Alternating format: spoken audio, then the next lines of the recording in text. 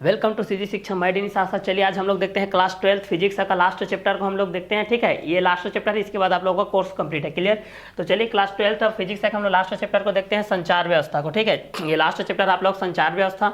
इससे पहले आप लोग 11th क्लास 10th क्लास में भी आप लोग नॉर्मली संचार व्यवस्था के बारे में पढ़े हैं। तो आज हम लोग उसका क्लास 12 का अच्छे से हम लोग इसको डिटेलाइज करते हैं, संचार व्यवस्था चैप्टर नंबर 15 के बेस पे। क्लियर? तो चलिए चैप्टर नंबर 15 के बेस पे हम लोग इस चीज़ को सॉल्व करते हैं भाई। क्लियर? तो जो संचार व्यवस्था होता है फिजिक्स का आप लोगों का जो नॉर्मली थ्योरिकल चीज़ के आधारित होता है, थ्योरिकल चीज़ के बेस पे होती है, इस सारे चीज़ को हम लोग यहाँ पर क्लियर करेंगे। जो कि संचार का माध्यम, जब हमारे पास संचार का माध्यम नहीं होता था तब हम किसका यूज करते थे उसके बारे में एनालिसिस करेंगे। यूज का इसका कंटेंट किस किस के बेसिस होता है, ये सारे चीज़ का हम लोग यहाँ पर एनालिसिस करते चले जाएंगे। ठीक है, तो चलिए इस कंटेंट के हिसाब से हम लोग इस चीज़ को सॉल्व करते हुए चलते हैं। तो कक्षा 12वीं का हम लोग लास्ट चैप्टर संचार व्यवस्था को हम लोग यहाँ से देखते हैं। क्लियर? तो चलिए इस चैप्टर को आगे बढ़ते हैं हम लोग। तो चलिए स्टार्टिंग करते हैं प्रस्तावना से। प्रस्तावना से हम लोग स्टार्टिंग करते हैं। इस कंटेंट के हिसाब से हमारे पास क्या क्या चीज़ आता है। क्लियर? तो चलिए प्रस्तावना के बेस पे हम लोग इस चीज़ को देखते हैं। किसके बेस पे देखते हैं भाई? प्रस्तावना के बेस पे देखते हैं इस चीज़ को हम लोग। किसके बेस पे देखते हैं? प्रस्तावना के बेस में देखते हैं। ठीक है, तो प्रस्तावना के बेस में इंट्रोडक्शन के बेस से हम लोग इस चीज़ को देखते हैं। हमारे पास क्या क्या चीज़ होता है, किस किस के बेसिस पे होता है, ये सारे चीज़ को हम लोग यहाँ से देखते हैं भाई। इंट्रोडक्शन के बेस पे देखते हैं हम लोग कि ये किस किस कंटेंट के हिसाब से होता है, किस किस के बेसिस पे होता है, ये सारे चीज़ को हम लोग यहाँ पर देखते हैं। प्राचीन काल में जब जाने वाली भाषा का आविष्कार नहीं हुआ था, ठीक है, जब जानने वाली भाषा का आविष्कार नहीं हुआ था तो विभिन्न प्रकार की मुद्राएं बनाकर सूचनाओं या जानकारियों का आदान प्रदान किया जाता था। ठीक है, प्राचीन काल में आप लोग जानते थे कि इशारा के माध्यम से या किसी मुद्रा के माध्यम से या किसी संकेत के माध्यम से जब बताया जाता था। ठीक है, मुद्राएं बना करके प्राचीन काल के बेसिस पे हम लोगों का इस कंटेंट के हिसाब से ये सारे चीज़ को बताया जाता था। ठीक है, तो इस कंटेंट के हिसाब से जब हम लोग इस चीज़ को देखते हैं तो ये किस किस के बेसिस होता है, ये सारे चीज़ की जानकारी हम लोग इस में देखते हैं। ठीक है, तो चलिए प्राचीन काल में जब जाने वाली भाषा का आविष्कार नहीं हुआ था, ठीक है, जब जानने वाली भाषा का आविष्कार नहीं हुआ था ना, भाषा का आविष्कार नहीं हुआ था तो विभिन्न प्रकार की मुद्राएं बनाकर सूचनाओं या जानकारियों का आदान प्रदान किया जाता था। जानकारियों का क्या किया जाता था? आदान प्रदान किया जाता था। कालांतर में बोली जाने वाली भाषा का विकास होने पर, कालांतर में बोले जाने वाली भाषा का विकास होने पर सूचनाओं के आदान प्रदान हेतु आवाज़ अर्थात ध्वनि को माध्यम बनाया गया। आवाज़ अर्थात ध्वनि को क्या बनाया गया? माध्यम बनाया गया। मानव की ध्वनि का संचरण कम दूरी तक ही संभव होता है। अतः दूरस्थ स्थानों तक सूचनाओं के संप्रेषण हेतु ढोल व नगाड़ों का उपयोग किया जाने लगा। क्लियर? तो चलिए इस कंटेंट को हम लोग इस आगे बढ़ते हुए देखते हैं कि प्राचीन काल में जब जाने वाली भाषा का आविष्कार नहीं हुआ था तो विभिन्न प्रकार की मुद्राएं बनाकर सूचनाओं या जानकारियों का आदान प्रदान किया जाता था। कालांतर में बोले जाने वाली भाषा का विकास होने पर सूचनाओं के आदान प्रदान हेतु आवाज़ अर्थात ध्वनि को माध्यम बनाया गया। मानव की ध्वनि का संचरण कम दूरी तक ही संभव होता है। अतः दूरस्थ स्थानों तक सूचनाओं के संप्रेषण हेतु ढोल व नगाड़ों का उपयोग किया जाने लगा। ठीक है, तो प्राचीन काल में जब जाने वाली भाषा का आविष्कार नहीं हुआ था, ठीक है, प्राचीन काल में जब हमारे पास जो जानने वाली भाषाओं आविष्कार नहीं हुआ था तब उस कंटेंट के हिसाब से हमारे पास कुछ को साउंड के माध्यम से, कुछ को मुद्राओं के माध्यम से हमारे पास क्या किया जाता था? डिस्प्लाइज किया जाता था, या संकेत के माध्यम से या मुद्राओं के माध्यम से हम लोगों को क्या किया जाता था? बताया जाता था। यह प्राचीन काल की बात है। ठीक है, जब जानने वाली भाषा का आविष्कार नहीं हुआ था। ठीक है, जब जानने वाली भाषा का जानने वाली भाषा का क्या आविष्कार नहीं हुआ था। क्लियर? तो प्राचीन काल में बहुत सारे चीज शिल्पकारों के माध्यम से या पत्थरों के माध्यम से या मुद्राओं के माध्यम से या दूसरे भाषा का आविष्कार जब नहीं हुआ था तो इशारों के माध्यम से, ये कई तकनीक ऐसे होती थी जिसके अनुसार से बताया जाता था या उस संकेत के माध्यम से इस चीज को डील किया जाता था, बताया जाता था और एक दूसरे को समझाया जाता था। क्लियर? लेकिन जैसे जैसे कालांतर में, प्राचीन काल के बाद कालांतर में जैसे जैसे आविष्कार होते गया, उसके बाद हम लोगों को बोली का आविष्कार हो गया, उसके बाद भाषाओं का आविष्कार हो गया कि एक माध्यम से दूसरे माध्यम तक हम लोग किस तरीके से कर सकते हैं। ठीक है, उसके बाद अब ये तो हो गया कि भाई आपने आसपास में कोई इंसान है तो ठीक है, सामने बातचीत करके यहाँ से ये जो बातचीत है उसको तुरंत पहुंचा सकते हैं। लेकिन कुछ ऐसी चीजें होती है कि अब दूरस्थ स्थानों तक में उसको किस तरीके से पहुंचाना है। ठीक है, तो उसके लिए हम लोगों की समय की बचत, कई बार ऐसी होते हैं कि किसी एक चीज को बताने के लिए कई दिन लग जाते थे, या कई ये किसी एक चीज़ को बनाने के लिए कई दिन कई माह या तो ऐसा लगता था कि कई साल भी लग जाते थे। क्लियर। लेकिन जब संचार का, तब इसके लिए हमारे पास जो संचार का आविष्कार हुआ, इसके लिए आप कुछ बैठे दूर स्थित स्थानों पर आप लोग कुछ मिनटों में ही, कुछ सेकंडों में ही आप लोग उसको भेज सकते हैं भाई। जैसे कि अभी संचार व्यवस्था मोबाइल का तकनीक का आविष्कार हो गया है, तो मोबाइल के माध्यम से आप घर बैठे ही हर एक काम को कर सकते हैं, हर एक सूचनाओं को आप एक स्थान से दूसरे स्थान तक पहुंचा सकते हैं। ठीक है। अब अलग स्टेट से अलग स्टेट के माध्यम से, अलग अलग कंट्री के माध्यम से आप लोग इस चीज को व्यवस्थित कर सकते हैं भाई, कि एक दूसरे के स्थान से किस तरीके से जाएगा। ठीक है। तो प्राचीन काल में जब जानने वाली भाषा का आविष्कार नहीं हुआ था, तो विभिन्न प्रकार के मुद्राएं बनाकर सूचनाओं या जानकारियों का आदान प्रदान किया जाता था। कालांतर में बोले जाने वाली भाषा का विकास होने पर सूचनाओं के आदान प्रदान हेतु आवाज अर्थात ध्वनि को माध्यम बनाया गया। मानव की ध्वनि का संचरण कम दूरी तक ही संभव होता है, अतः दूरस्थ स्थानों तक सूचनाओं के संप्रेषण हेतु ढोल व नगाड़ों का उपयोग किया जाने लगा। ठीक है। तो प्राचीन काल के बेस में देखिए, हमारे पास जो जानने वाली भाषा का आविष्कार नहीं हुआ था भाई, तो उस कंटेंट के हिसाब से हम लोग इस चीज को देखते हैं कि प्राचीन काल में जब जानने वाली भाषा का आविष्कार नहीं हुआ था, तो विभिन्न प्रकार की मुद्राएं बनाकर सूचनाओं या जानकारियों का आदान प्रदान किया जाता था। कालांतर में बोले जाने वाली भाषा का विकास होने पर सूचनाओं के आदान प्रदान हेतु आवाज अर्थात ध्वनि को माध्यम बनाया गया। मानव की ध्वनि का संचरण कम दूरी तक ही संभव होता है, अतः दूरस्थ स्थानों तक सूचनाओं के संप्रेषण हेतु ढोल व नगाड़ों का उपयोग किया जाने लगा। किसका उपयोग किया जाने लगा? ढोल व नगाड़ों का उपयोग किया जाने लगा। तो प्राचीन काल में जब जाने वाली भाषा का आविष्कार नहीं हुआ था, तो विभिन्न प्रकार की मुद्राएं बनाकर सूचनाओं या जानकारियों का आदान प्रदान किया जाता था। कालांतर में बोले जाने वाली भाषा का विकास होने पर सूचनाओं के आदान प्रदान हेतु आवाज अर्थात ध्वनि को माध्यम बनाया गया। मानव की ध्वनि का संचरण कम दूरी तक ही संभव होता है, अतः दूरस्थ स्थानों तक सूचनाओं के संप्रेषण हेतु ढोल व नगाड़ों का उपयोग किया जाने लगा था। ठीक है। लेकिन कई स्थानों में ऐसा होता है कि ढोल के माध्यम से, संगीत के माध्यम से, ठीक है, संगीतों के माध्यम से या ढोलों के माध्यम से, नगाड़ों के माध्यम से सूचनाओं को एकत्रित किया जाता। जैसे प्राचीनतम काल में कुछ शुभ संकेत के लिए जैसे शंखनाद किया जाता था, शंखनाद के माध्यम से किया जाता था, ढोल व नगाड़ों के माध्यम से किया जाता था। जैसे उत्सव वगैरह मनाया जाता था, उस कंटेंट में भी आप लोगों को उस समय में जब ढोल और नगाड़ों के माध्यम से सूचनाओं का प्रदान किया जाता, सूचनाओं का संप्रेषण किया जाता था। क्लियर। लेकिन जैसे जैसे प्राचीनतम काल के बाद आधुनिकता का युग आते गया, तो वहां पर आविष्कार होते गए भाई। ठीक है। तो उस आधुनिकता युग में हमारे पास कौन कौन सी चीजों का आविष्कार हो गया, जिसमें हम लोग अब संचार का व्यवस्था के बारे में पढ़ रहे हैं। तो संचार के माध्यम हमारे पास आधुनिक में टेलीविजन का आविष्कार हो गया, मोबाइल का आविष्कार हो गया। तो एक स्थान से दूसरे स्थान तक, दूरस्थ स्थानों तक हम लोग इस चीज की जानकारी एकत्रित कर सकते हैं और एक स्थान से दूसरे स्थान तक इस चीज को क्या कर सकते हैं, पहुंचा सकते हैं भाई। तो उसी कंटेंट के हिसाब से है हमारे पास। तो चलिए इस कंटेंट के हिसाब से हम लोग आगे बढ़ते हैं। तो यहाँ पर आप लोग एक चीज को ध्यान रखिएगा, प्राचीनतम काल में जो हमारे पास जो यूज किया जाता था, ठीक है, जब हमारे पास भाषा का आविष्कार नहीं हुआ था तब, ठीक है, तो विभिन्न प्रकार के मुद्राएं बना करके ना, विभिन्न प्रकार के क्या बना करके, मुद्राएं बना करके, विभिन्न प्रकार के क्या बना करके, मुद्राएं बना करके जानकारियों का क्या किया जाता था, आदान प्रदान किया जाता था। जानकारियों का क्या किया जाता था भाई? जानकारियों का आदान प्रदान किया जाता था। जानकारियों का क्या किया जाता था? तो जानकारियों का आदान प्रदान किया जाता था। क्लियर।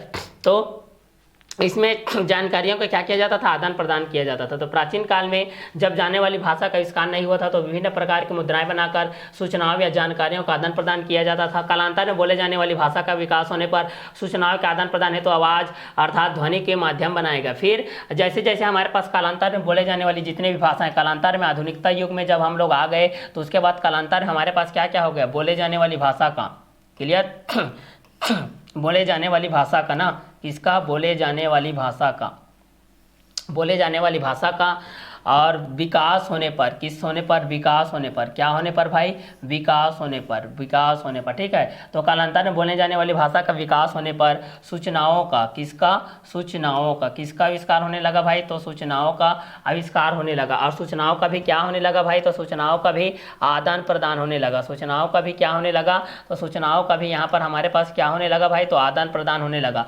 जिसके माध्यम से हम आवाज़ों का जो कि हम लोग ध्वनि के माध्यम बनाया गया, आवाज़ को क्या माध्यम बनाया गया था, ध्वनि का माध्यम बनाया गया था। तो ध्वनि का माध्यम बनाया गया, यहाँ पर किसका माध्यम बनाया गया, ध्वनि का माध्यम बनाया गया। किसका माध्यम बनाया गया, ध्वनि का माध्यम बनाया गया। किसका माध्यम बनाया गया, तो ध्वनि का माध्यम बनाया गया, ध्वनि का माध्यम बनाया गया। ये किसका माध्यम बनाया गया, तो ध्वनि का माध्यम बनाया गया। मानव की ध्वनि, यहाँ से देखिए, मानव की जो ध्वनि होती है, ध्वनि का संचरण कम दूरी पर, मानव का जो ध्वनि का संचरण है वह कम दूरी तक, मानव का ध्वनि का संचरण कम दूरी तक ही संभव होता है। मानव की ध्वनि क्या होती है, कम दूरी तक ही क्या होता है, संचरण, उसकी संचरण कम दूरी तक ही संभव होती है। अतः दूरस्थ स्थानों के लिए, अतः दूर के स्थानों के लिए, दूरवर्ती स्थानों के लिए, अतः दूरस्थ के स्थानों के लिए और दूरवर्ती स्थानों के लिए दूरस्थ स्थानों तक सूचनाओं का दूरस्थ स्थानों तक सूचनाओं का दूरस्थ स्थानों तक सूचनाओं के संप्रेषण हेतु क्या हेतु संप्रेषण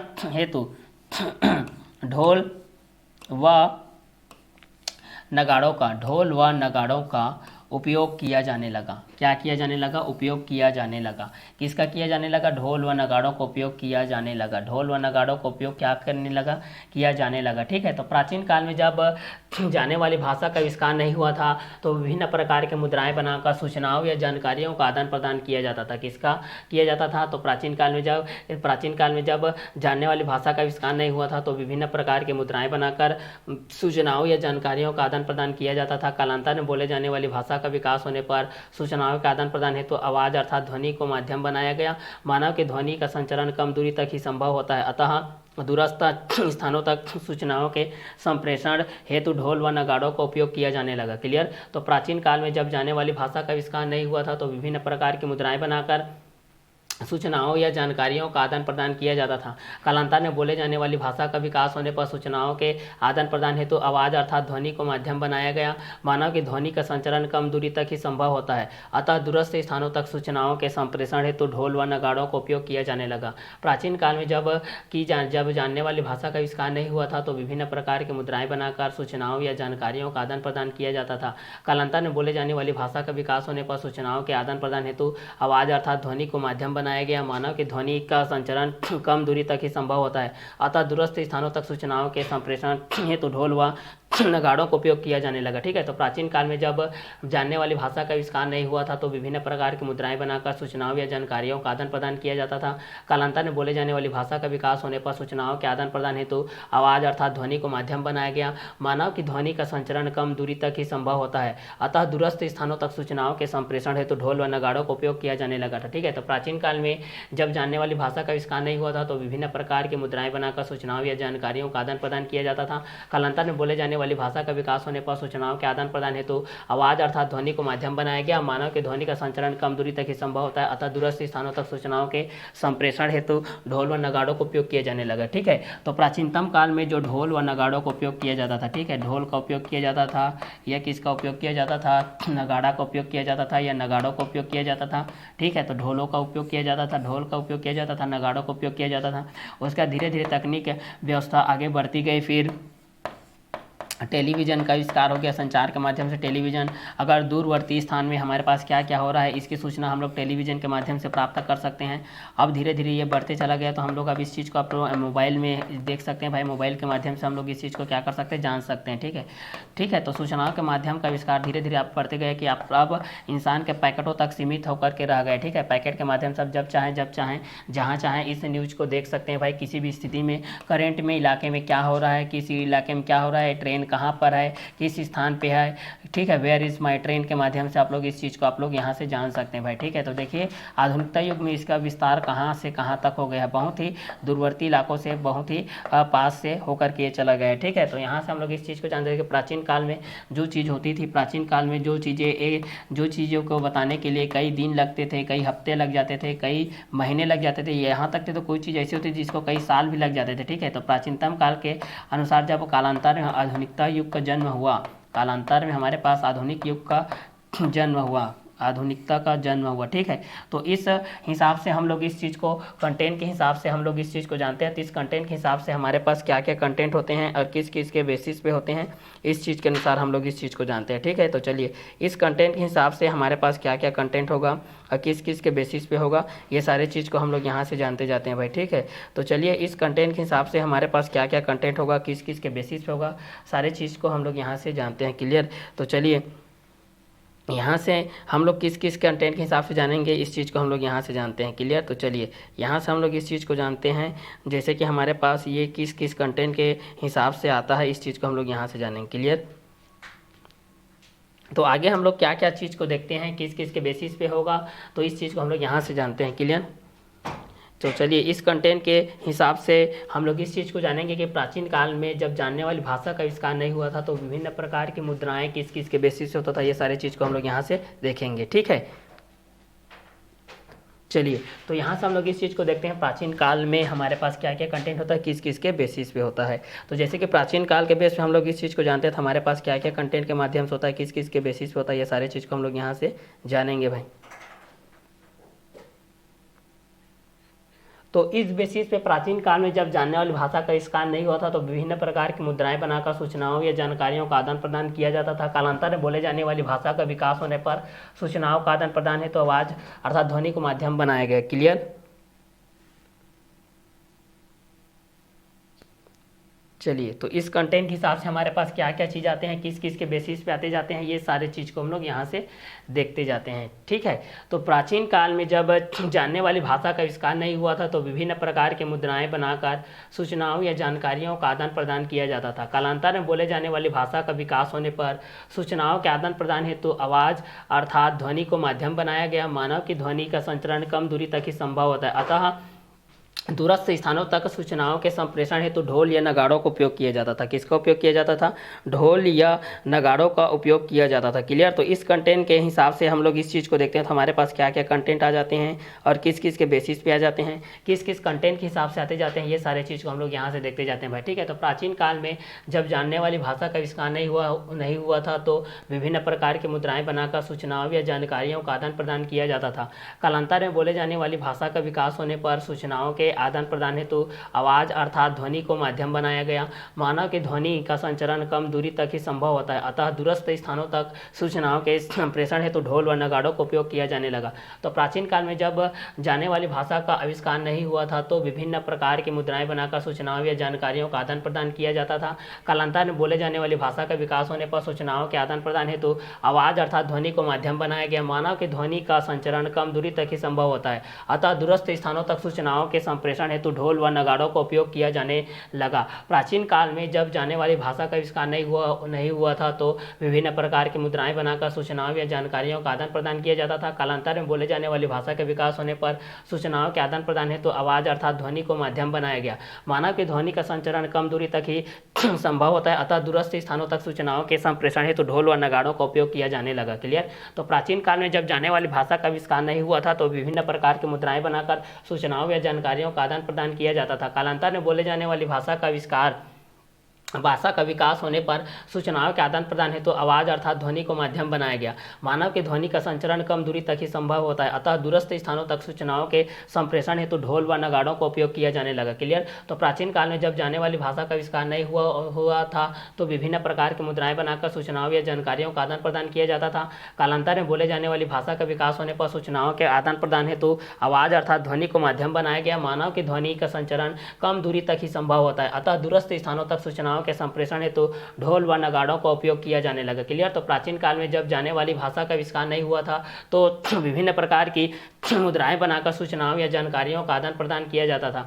कालांतर में बोले जाने वाली भाषा का विकास होने पर सूचनाओं के आदान प्रदान हेतु आवाज़ अर्थात ध्वनि को माध्यम बनाया गया। मानव के ध्वनि का संचरण कम दूरी तक ही संभव होता है, अतः दूरस्थ स्थानों तक सूचनाओं के संप्रेषण हेतु ढोल व नगाड़ों का उपयोग किया जाने लगा। प्राचीन काल में जब जाने वाली भाषा का आविष्कार नहीं हुआ था तो विभिन्न प्रकार की मुद्राएं बनाकर सूचनाओं या जानकारियों का आदान प्रदान किया जाता था। कालांतर में बोले जाने वाली भाषा का विकास होने पर सूचनाओं के आदान प्रदान हेतु आवाज़ अर्थात ध्वनि को माध्यम बनाया गया। मानव की ध्वनि का संचरण कम दूरी तक ही संभव होता है, अतः दूरस्थ स्थानों तक सूचनाओं के संप्रेषण हेतु ढोल व नगाड़ों का उपयोग किया जाने लगा। ठीक है। तो प्राचीन काल में जब जाने वाली भाषा का आविष्कार नहीं हुआ था तो विभिन्न प्रकार की मुद्राएं बनाकर सूचनाओं या जानकारियों का आदान प्रदान किया जाता था। कालांतर में बोले जाने वाली भाषा का विकास होने पर सूचनाओं के आदान प्रदान हेतु आवाज़ अर्थात ध्वनि को माध्यम बनाया गया। मानव की ध्वनि का संचरण कम दूरी तक ही संभव होता है, अतः दूरस्थ स्थानों तक सूचनाओं के संप्रेषण हेतु ढोल व नगाड़ों का उपयोग किया जाने लगा। प्राचीन काल में जब जाने वाली भाषा का आविष्कार नहीं हुआ था तो विभिन्न प्रकार की मुद्राएं बनाकर सूचनाओं या जानकारियों का आदान प्रदान किया जाता था। कालांतर में बोले जाने वाली भाषा का विकास होने पर सूचनाओं के आदान प्रदान हेतु आवाज़ अर्थात ध्वनि को माध्यम बनाया गया। मानव की ध्वनि का संचरण कम दूरी तक ही संभव होता है, अतः दूरस्थ स्थानों तक सूचनाओं के संप्रेषण हेतु हमारे पास ये जो कंटेंट होता है ये किस किस के बेसिस होता है, इस कंटेंट के हिसाब से हम लोग इस चीज़ को जान जाते हैं भाई। ठीक है। तो प्राचीन काल में जब जाने वाली भाषा का आविष्कार नहीं हुआ था तो विभिन्न प्रकार की मुद्राएं बनाकर सूचना सूचनाओं या जानकारियों का आदान प्रदान किया जाता है। कालांतर में बोले जाने वाली भाषा का विकास होने पर सूचनाओं के आदान प्रदान है तो आवाज़ अर्थात ध्वनि को माध्यम बनाया गया। मानव के ध्वनि का संचरण कम दूरी तक ही संभव होता है, अतः दूरस्थ स्थानों तक सूचनाओं के संप्रेषण हेतु ढोल व नगाड़ों का उपयोग किया जाने लगा। ठीक है, तो इस ढोल व नगाड़ों के कारण हमारे पास जो संचार की व्यवस्था के अंतर्गत टेलीविजन का आविष्कार हो गया। टेलीविजन के आगे बढ़ते बढ़ते हमारे पास मोबाइल का आविष्कार हो गया। मोबाइल के साथ हम लोग एक स्थान से दूरस्थ स्थानों तक की जो सूचनाएं होती है उसको एक स्थान से दूसरे स्थान तक हम लोग इस चीज़ को पहुंचा सकते हैं। तो प्राचीनतम काल में जब भाषा का आविष्कार नहीं होता, बहुत सारे प्रॉब्लम का फेस करना पड़ता था। एक चीज़ को बताने के लिए कई दिन लग जाते थे, कई समय लग जाते थे, कई महीने भी लग जाते थे। कुछ चीज़ ऐसे होती थी क्योंकि दूरवर्ती इलाकों में रहने के कारण उनको वहाँ उनके साथ जाना पड़ता था, जहाँ पर निवास करते हैं वहाँ पर जाकर के उनको बताना पड़ता था। इससे कई दिन लग जाते थे, कई महीने लग जाते थे। क्लियर। तो इस कंटेंट के हिसाब से जब हम लोग इस चीज़ को जानते हैं और इस बेसिस पे हमारे पास ये जो कंटेंट के हिसाब से हमारे पास क्या होते हैं, उस कंटेंट के हिसाब से हम लोग इस चीज़ को जानते हैं भाई। ठीक है, तो इस कंटेंट के हिसाब से हमारे पास क्या क्या कंटेंट होता है, किस किस के बेसिस होता है, ये इस चीज़ को हम लोग यहाँ से जाते हैं। ठीक है, तो इस कंटेंट के हिसाब से हम लोग इस चीज़ को बोलते हैं भाई। और जानते भी हैं कि प्राचीन काल में जब जाने वाली भाषा का आविष्कार नहीं हुआ था तो विभिन्न प्रकार की मुद्राएं बनाकर सूचनाओं या जानकारियों का आदान प्रदान किया जाता है। किस किस के बेसिस पे किया जाता है और किस किस कंटेंट के हिसाब से किया जाता है। इस कंटेंट के हिसाब से हमारे पास क्या क्या कंटेंट होता है, किस किस के माध्यम से होता है, किस किस ध्वनि के माध्यम से हम लोग ये सारे चीज़ को यूज करते हैं, ये किस किस के बेसिस पे होते जाता है। इस कंटेंट के हिसाब से हमारे पास इस चीज़ को देखते चले जाते हैं भाई। ठीक है, तो प्राचीनतम काल के बेस पे हम लोग इस चीज़ को देखते हैं कि ये किस किस के बेसिस पे हो जाएगा, किस किस के कंटेंट के हिसाब से होता है, इस चीज़ को देखेंगे। क्योंकि अगर जिस चीज़ को हमको बताना है उस चीज़ की अगर भाषा का हमें ज्ञान नहीं है तो ये बहुत बड़ी प्रॉब्लम क्रिएट करेगा भाई। कि अगर उस भाषा का हमको ज्ञान नहीं है तो उस चीज़ को बताने के लिए देखिए उस चीज़ को बताने के लिए बहुत सारे प्रॉब्लम का फेस करना पड़ेगा। ठीक है, तो चलिए उस कंटेंट के हिसाब से हम लोग इस चीज़ को देखते हैं। तो उस कंटेंट के हिसाब से हमारे पास क्या क्या कंटेंट होगा, किस किस के बेसिस पे होगा, ये सारे चीज़ को हम लोग यहाँ से देख सकते हैं भाई कि वो किस किस के भाषा के अनुसार होगा। कई भाषाएं ऐसी होती है जो मुद्राएं बना करके उसको बताई जाती थी, कई भाषाएं होती है जो संचार के माध्यम से बताई जाती थी। ठीक है, तो उस कंटेंट के हिसाब से हमारे पास क्या क्या होता है, किस किस के बेसिस पे होता है, ये सारे चीज़ को हम लोग यहाँ से जानते हैं। और यहाँ पर एक चीज़ और बताया गया है कि उनका आदान प्रदान होता था, मतलब एक जगह से दूसरे, मतलब एक स्थान से दूसरे स्थान के बेस पे हमारे पास उस सूचनाओं को यहाँ पर इससे यहाँ के माध्यम से पहुँचाया जाता था। उस पहुँचाने के लिए हमारे पास क्या क्या हो जाएगा, उस किस क्वेश्चन के बेस पे हमारे पास क्या क्या हो जाएगा, ये सारे चीज़ को हमारे पास किस किस के बेसिस पे होते जाएगा, ये सारे चीज़ को हम लोग यहाँ से जानेंगे। क्लियर। तो इस कंटेंट के हिसाब से हमारे पास जो मुद्राएं बना करके जो सूचनाओं को हम लोगों के पास जो भेजा जाता था और जानकारियों को प्राप्त करके एक दूसरे के साथ जो आदान प्रदान किया जाता था। क्लियर। आदान प्रदान करने के बाद कालांतर में जब बोले जाने वाली भाषा का विकास होने लगा, धीरे धीरे भाषाओं का हमारे पास जो विकास होने लगा, तो उस विकास होने के बाद हमारे पास भाषाओं का जैसे जैसे विकास होने लगा तो फिर हमारे पास क्या क्या होता है, किस किस कंटेंट के हिसाब से होता है। तो चलिए उस कंटेंट के हिसाब से हम लोग इस चीज़ को जानते हैं। ठीक है, तो जैसे जैसे भाषा का आविष्कार होगा, अब भाषा को जानने लगे तो एक स्थान से दूसरे स्थान के अब भाषा के माध्यम से जानने लगे तो भाषाओं का उपयोग होने लगा। तो भाषा का जैसे जैसे उपयोग होने लगा हम एक स्थान के सूचनाओं को या एक स्थान के बातचीत को या एक स्थान के कुछ उस पर आधारित घटनाओं को हम अपनी भाषा में बता सकते हैं। तो भाषाओं का जैसे जैसे आविष्कार होते गए तो फिर सूचनाओं का आदान प्रदान होते गया। क्लियर। चलिए, तो उस कंटेंट के हिसाब से हमारे पास क्या क्या होता है, इस कंटेंट के हिसाब से हम लोग इस चीज़ को देखते हैं। क्लियर। तो एक हम लोग इस डायग्राम के बेसिस पे हम लोग इस चीज़, जैसे कि टेलीविजन के माध्यम से हम लोग इस चीज़ को देखते हैं। तो चलिए टेलीविज़न के माध्यम से हम लोग इस चीज़ को देखते हैं, जैसे कि टीवी के माध्यम से होता था, मोबाइल के माध्यम से होता था। चलिए, तो इस कंटेंट के हिसाब से हम लोग इस चीज़ को देखते हैं। मोबाइल के माध्यम से हमारे पास क्या क्या कंटेंट होता है। चलिए, तो एक टेलीविज़न के माध्यम से हम लोग इस चीज़ को देख सकते हैं, दूसरा मोबाइल के माध्यम से हम लोग इस चीज़ को देख सकते हैं। तो टेलीविज़न के माध्यम से हमारे पास क्या हो जाएगा और मोबाइल के अनुसार हमारे पास क्या हो जाएगा, ये सारे चीज़ को हम लोग यहाँ से देख सकते हैं भाई। ठीक है, तो एक टेलीविज़न के माध्यम से होता है और दूसरा किसके माध्यम से होता है, मोबाइल के माध्यम से होता है। ठीक है, तो इस चीज़ को हम लोग यहाँ से जान सकते हैं। ठीक है, दूरवर्ती इलाकों में तो संचार का माध्यम रेडियो का आविष्कार हो गया, जिसमें सूचनाओं को बताया जाता था, रेडियो का। ठीक है, फिर धीरे धीरे सभी के घरों में टेलीविज़न आते गया, फिर मोबाइल,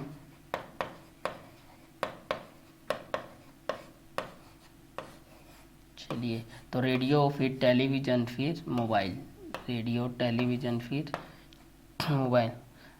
ठीक है। तो पहला रेडियो के बेस पे था, फिर टेलीविज़न के बेस पे था, फिर मोबाइल के बेस पे था। क्लियर। तो चलिए इस कंटेंट के हिसाब से हम लोग इस चीज़ को देखते हैं।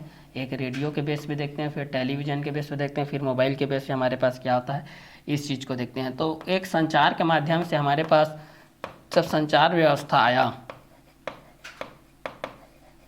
जब संचार व्यवस्था आया तो हमारे आधुनिकता युग में क्या क्या हमारे पास आ गया, किस किस के बेसिस पे आ गया, इस कंटेंट के माध्यम से हम लोग इस चीज़ को देख सकते हैं भाई कि ये किस किस के बेसिस पे हो जाएगा और किस किस कंटेंट के हिसाब से होते जाएगा।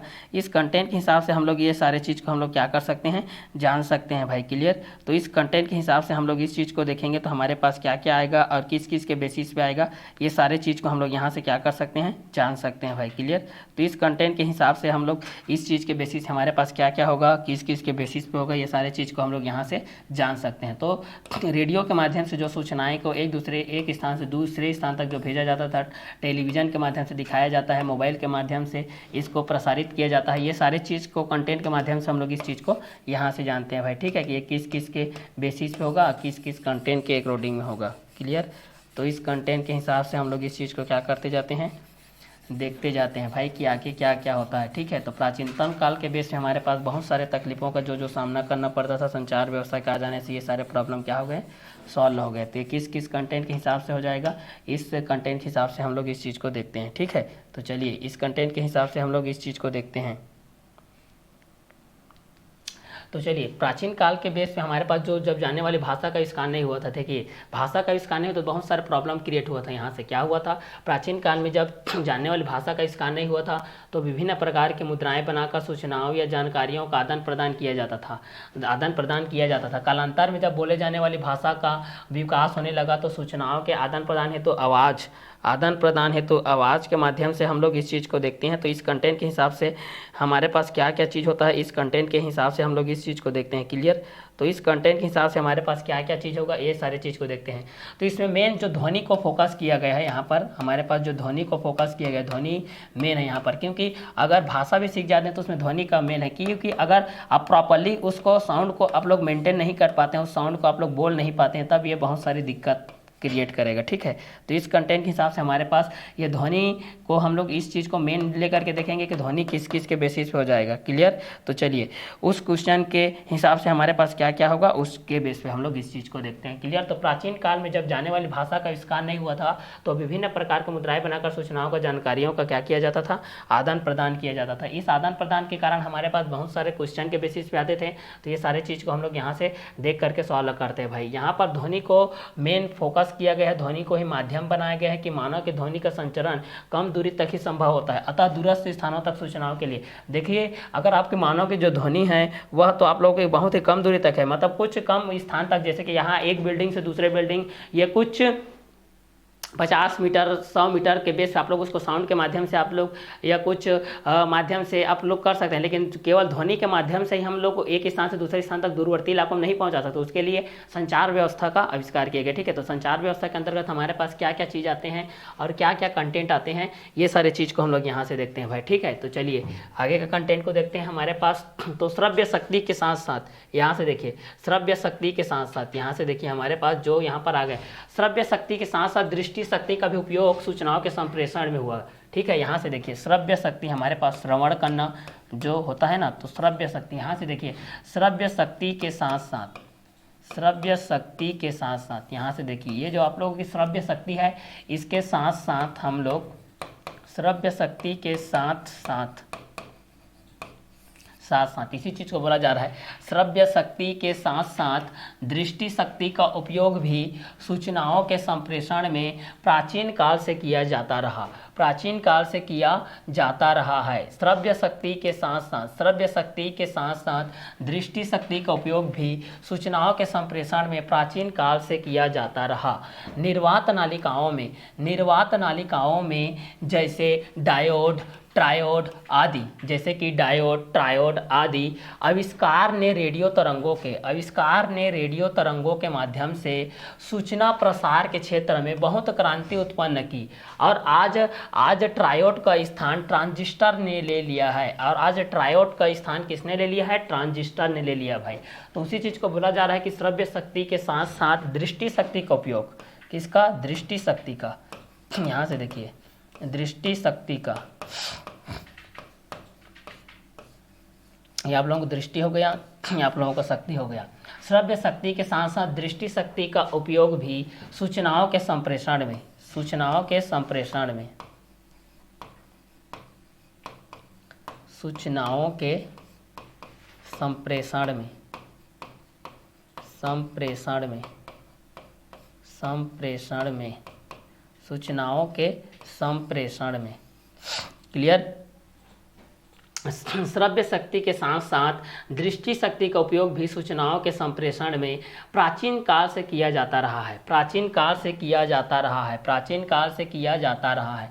श्रव्य शक्ति के साथ साथ दृष्टि शक्ति का उपयोग भी सूचनाओं के संप्रेषण में प्राचीन काल से किया जाता रहा है।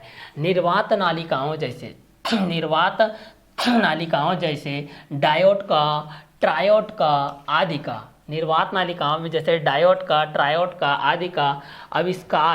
आदि का आविष्कार ने रेडियो तरंगों के माध्यम से सूचना प्रसार के क्षेत्र में क्रांति उत्पन्न की और आज ट्रायोड का स्थान ट्रांजिस्टर ने ले लिया है, और आज ट्रायोड का स्थान किसने ले लिया है? ट्रांजिस्टर ने ले लिया। ठीक है, तो श्रव्य शक्ति के साथ साथ हम लोग जो दृष्टि शक्ति का उपयोग कर रहे हैं भाई, श्रव्य शक्ति के साथ साथ जो हम लोग दृष्टि शक्ति का उपयोग भी कर रहे हैं वह सूचनाओं के संप्रेषण में प्राचीन काल से किया जाता रहा है, प्राचीन काल से किया जाता रहा है। निर्वात नालिकाओं जैसे डायोड का, निर्वात नालिकाओं जैसे डायोड का, ट्रायोड का आदि का आविष्कार ने रेडियो तरंगों के माध्यम से सूचना प्रसार के क्षेत्र में क्रांति उत्पन्न की, जो कि आज ट्रायोड के स्थान किसने ले लिया है? ट्रांजिस्टर ने ले लिया है। आज ट्रायोड के स्थान किसने ले लिया है? ट्रांजिस्टर ने ले लिया है। तो श्रव्य शक्ति के साथ साथ दृष्टि शक्ति का उपयोग भी सूचनाओं के संप्रेषण में प्राचीन काल से किया जाता रहा है। निर्वात नालिकाओं जैसे ट्रायोड का, डायोड का आदि का आविष्कार ने रेडियो तरंगों के माध्यम से सूचना प्रसार के क्षेत्र में बहुत क्रांति उत्पन्न की। आज ट्रायोड का स्थान ट्रांजिस्टर ने ले लिया है श्रव्य शक्ति के साथ साथ। ठीक है, तो जैसे सुनने का जो भी हम लोग श्रव्य श्रवण करते हैं उसके साथ साथ दृश्य शक्ति, मतलब जो देखने की शक्ति है भाई, दृश्य शक्ति जो देखने की शक्ति है, बहुत दूरवर्ती इलाकों में आप लोग किस तरीके से देख सकते हैं, संचार के माध्यम से किस तरीके से आप लोग सूचनाओं को पहुंचा सकते हैं, उस कंटेंट के बारे में यहाँ पर बोला जा रहा है भाई। ठीक है, तो श्रव्य शक्ति के साथ साथ दृष्टि शक्ति का उपयोग भी सूचनाओं के संप्रेषण में प्राचीन काल से किया जाता रहा है। निर्वात नालिकाओं जैसे डायोड, ट्रायोड आदि का आविष्कार ने रेडियो तरंगों के माध्यम से हम लोग जो इस चीज़ को कर रहे हैं भाई, वो किस किस कंटेंट के हिसाब से आएगा और किस किस के बेसिस पे आएगा, इस चीज़ को हम लोग यहाँ से देखते चले जाते हैं। ठीक है, कि वो किस किस के बेसिस पे आएगा, किस किस के बेसिस पे आएगा, उस चीज़ को हम लोग यहाँ से देखते हुए चले जाते हैं। क्लियर। तो चलिए इस कंटेंट के हिसाब से हम लोग इस चीज़ को देखते हैं तो हमारे पास क्या क्या कंटेंट हो जाएगा, किस किस के बेसिस पे हो जाएगा, उस कंटेंट के हिसाब से हम लोग इस चीज़ को देखते जाते हैं। ठीक है, तो चलिए उस कंटेंट के हिसाब से हमारे पास क्या आएगा, किसके बेसिस पे आएगा, तो यहाँ से हम लोग किस कंटेंट के हिसाब से आएगा, उस कंटेंट के हिसाब से हम लोग किस किस के बेसिस पे देखते जाएंगे, ये सारे चीज़ आएंगे। ठीक है, तो श्रव्य शक्ति के साथ साथ दृष्टि शक्ति का उपयोग भी सूचनाओं के संप्रेषण में प्राचीन काल से किया जाता रहा है।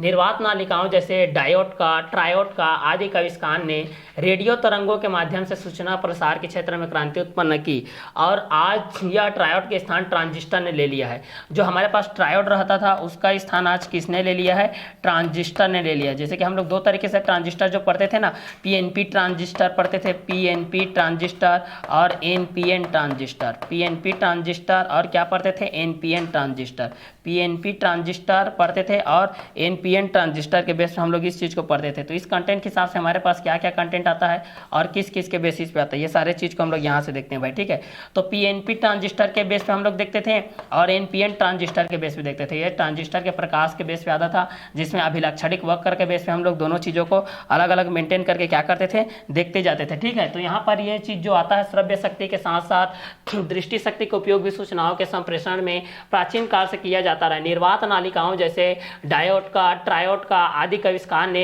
रेडियो तरंगों के माध्यम से सूचना प्रसार के क्षेत्र में क्रांति उत्पन्न की। आज ट्रायोड का स्थान ट्रांजिस्टर ने ले लिया है। लेकिन धीरे धीरे जैसे जैसे अब नहीं बढ़ते जाता है, जैसे कि आप लोगों का साइकिल जो रहता था प्राचीनतम काल में, जब कुछ नहीं रहता था, हम लोग जानवरों का उपयोग करके वाहनों का इस्तेमाल करते करते थे, कुछ देर बैलगाड़ी का उपयोग किया जाता था, घोड़ा गाड़ी का उपयोग किया जाता था। उसके बाद धीरे धीरे आविष्कार होते गए तो साइकिल का आविष्कार हो गया। अब साइकिल की तो बात ही मत करो, ठीक है। अभी करेंट में हर एक के पास आपका दोपहिया वाहन हो गया है और चार पहिया वाहन हो गया, ठीक है। अब ऐसा कोई भी घर नहीं जिसके यहाँ आपका दोपहिया वाहन नहीं है, ठीक है। सभी के यहाँ दोपहिया वाहन का आविष्कार हो गया। साइकिल का नाम मात्र के लिए रह गए, ठीक है। बहुत कम कंटेंट के यूज में हो रहा है, ठीक है। लेकिन पहले के ज़माने में कुछ पैदल यात्रों के जैसे पैदल यात्रा ही चलता रहता था, ठीक है। उस कंटेंट के हिसाब से प्राचीनतम काल में बहुत सारे ऐसा रहता था कि बहुत सारे एक सूचनाओं को दूसरी जगह पहुंचाने के लिए बहुत टाइम लग जाता था, क्लियर। तो यहाँ पर तो अभी श्रव्य शक्ति के साथ साथ यहाँ पर दृष्टि शक्ति का भी उपयोग भी सूचनाओं के संप्रेषण में प्राचीन काल से किया जाता रहा है। निर्वात नालिकाओं जैसे डायोड का, ट्रायोड का आदि का आविष्कार ने रेडियो तरंगों के माध्यम से सूचना प्रसार के क्षेत्र में बहुत क्रांति उत्पन्न की है। आज ट्रायोड का स्थान ट्रांजिस्टर ने ले लिया है। आज ट्रायोड का स्थान किसने ले लिया है? ट्रांजिस्टर ने ले लिया है। आज ट्रायोड का स्थान किसने ले लिया है?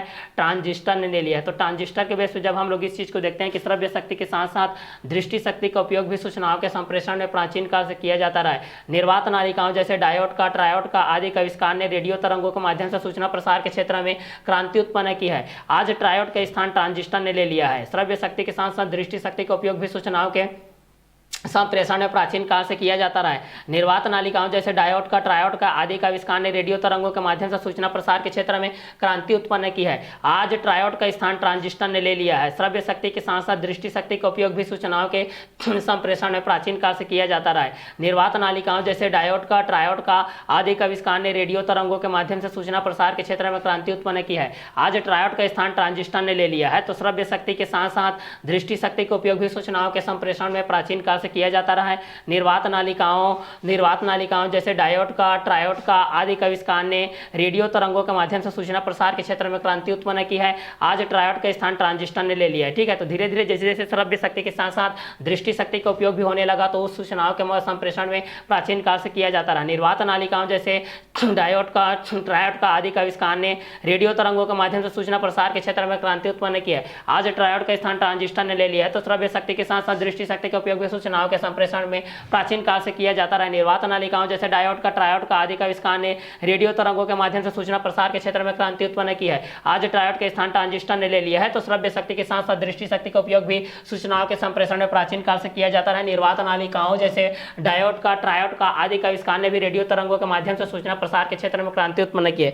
ये सारे क्रांति उत्पन्न की है। तो इस कंटेंट के हिसाब से हमारे पास जो सारे चीज आते हैं किस किस के बेसिस पे आते हैं, ये सारे चीज का एनालिसिस हम लोग इस संचार व्यवस्था के माध्यम से करेंगे, ठीक है। तो यहाँ पर एक चीज बोला गया है कि श्रव्य शक्ति के साथ साथ दृष्टि शक्ति का, श्रव्य शक्ति के साथ साथ किसका?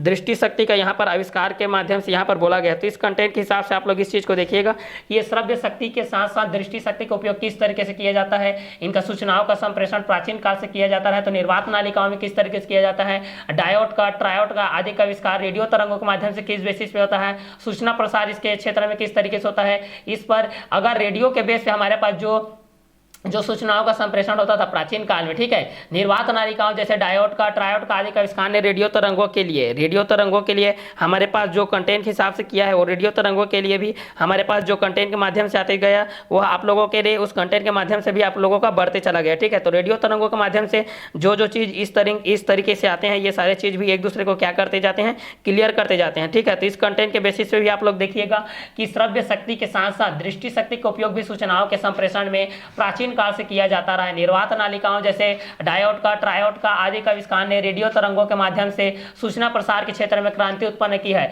आज ट्रायोड का स्थान ट्रांजिस्टर ने ले लिया है। श्रव्य शक्ति के साथ साथ दृष्टि शक्ति का उपयोग भी सूचनाओं के संप्रेषण में प्राचीन काल से किया जाता रहा है। निर्वात नालिकाओं जैसे डायोड का, ट्रायोड का आदि का आविष्कार ने रेडियो तरंगों के माध्यम से सूचना प्रसार के क्षेत्र में क्रांति उत्पन्न की है। आज ट्रायोड का स्थान ट्रांजिस्टर ने ले लिया है, ठीक है। धीरे धीरे जैसे कि पहले ट्रायोड का इस्तेमाल किया जाता था, ट्रायोड के बेसिस पे अब धीरे धीरे इसका इस्तेमाल नहीं हो रहा है। तो इसके कंटेंट के जगह में आप लोगों का इसका इस्तेमाल हो रहा है, जो आप लोगों का संचार के तकनीक का व्यवस्था हो रहा है, ठीक है। तो श्रव्य शक्ति के साथ साथ दृष्टि शक्ति का उपयोग भी सूचनाओं के संप्रेषण में प्राचीन काल से किया जाता रहा है। निर्वात नालिकाओं में जैसे डायोड के बेस में, ट्रायोड के बेस में आविष्कार ने रेडियो तरंगों के माध्यम से बहुत ही बड़ी क्रांति उत्पन्न कर दी। जैसे कि आप लोगों को एसएसटी में जो पढ़ते थे सामाजिक विज्ञान में कि श्वेत क्रांति, हरित क्रांति के बेस पे जिन्होंने एक बहुत बड़ी क्रांति लाई थी, उसी कंटेंट के हिसाब से यहाँ पर भी ट्रायोड जब यह ट्रांजिस्टर के रूप में आप लोगों का ट्रायोड के स्थान ट्रांजिस्टर ने तो बहुत बड़ी क्रांति के साथ यहाँ पर उत्पन्न हो गई थी। क्लियर। तो इस कंटेंट के हिसाब से संचार तंत्र के अवयव के बारे में हम लोग यहाँ से जानते हैं, एलिमेंट्स ऑफ कम्युनिकेशन सिस्टम। ठीक है, तो हमारे पास कौन कौन से कम्युनिकेशन सिस्टम है इसके बारे में हम लोग यहाँ से जानते हैं, संचार तंत्र के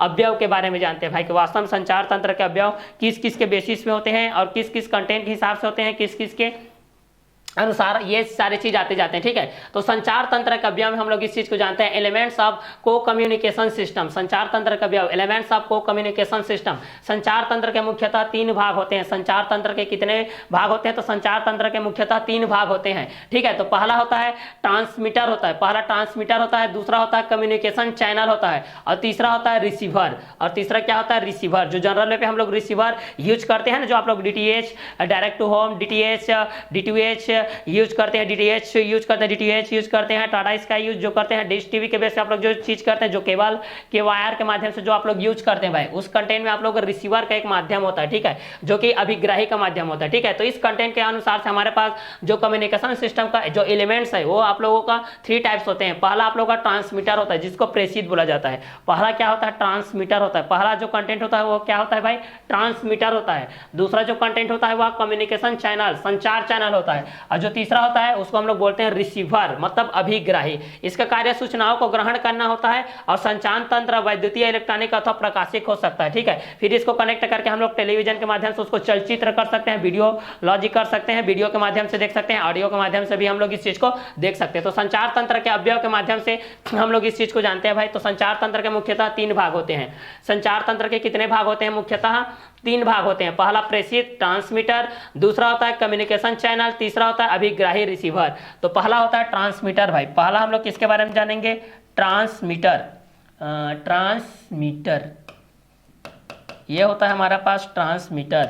और दूसरा क्या होता है भाई, communication skill, sorry communication channel, communication channel, channel. ठीक है, तीसरा रिसीवर होता है।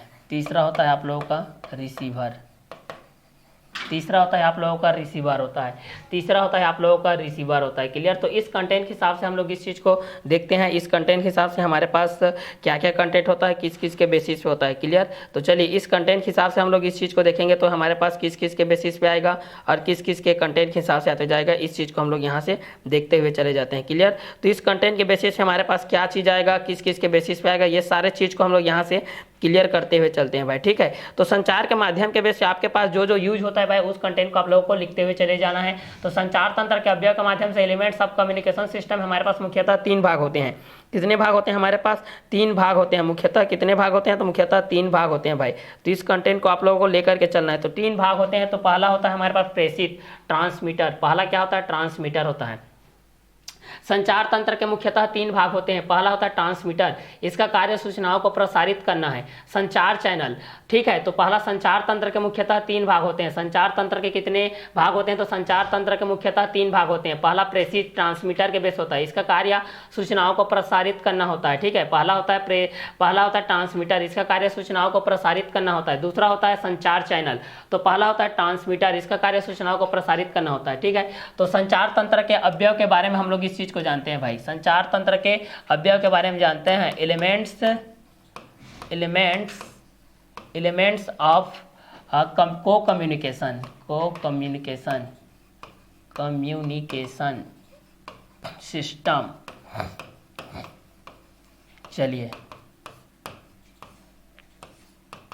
चलिए इस कंटेंट के हिसाब से हम लोग इस चीज़ को जानते हैं।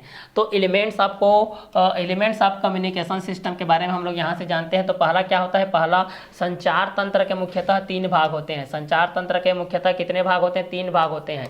तो संचार तंत्र के मुख्यतः 3 भाग होते हैं। पहला होता है प्रेषित, जिसको हम लोग ट्रांसमीटर बोलते हैं। पहला क्या होता है प्रेषित, जिसको हम लोग क्या बोलते हैं, ट्रांसमीटर बोलते हैं। पहला क्या होता है प्रेषित, जिसको हम लोग क्या बोलते हैं भाई, ट्रांसमीटर बोलते हैं, जिसको हम लोग पहला क्या बोलते हैं, ट्रांसमीटर बोलते हैं। तो ये आप लोगों का किस कंटेंट के हिसाब से आता है, तो ये आप लोगों का ट्रांसमीटर के बेसिस पे आता है। ये किसके बेसिस पे आता है, तो ये आप लोगों के ट्रांसमीटर के बेसिस पे आता है। क्लियर।